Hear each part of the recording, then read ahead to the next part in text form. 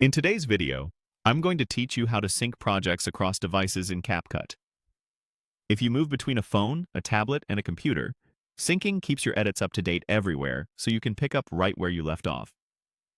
We'll walk through the exact switches to turn on, explain what they do, and share a few quick tips so your media and drafts upload smoothly.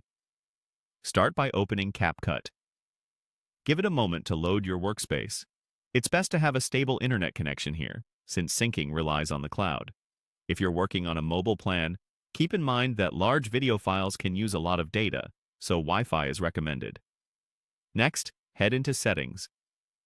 On desktop, look for the small gear icon, usually in the top corner of the window.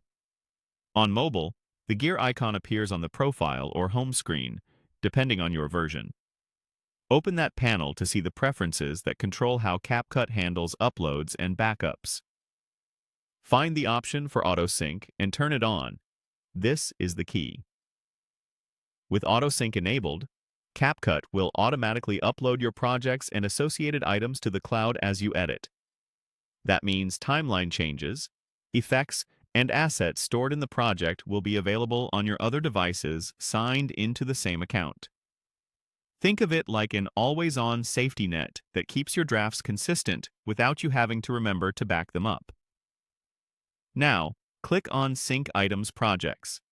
This button triggers a manual sync, pushing your current files and drafts to the cloud right away. It's especially helpful the first time you enable autosync or anytime you want to be sure your latest changes are saved before switching devices. Let the process run until it finishes. Larger media may take a bit, so keep CapCut open and avoid putting your device to sleep while it uploads. A couple of quick tips as the sync completes. Name your projects clearly so they're easy to spot on another device. If you don't see a change appear elsewhere immediately, give it a moment for the upload to finish and your other device to refresh.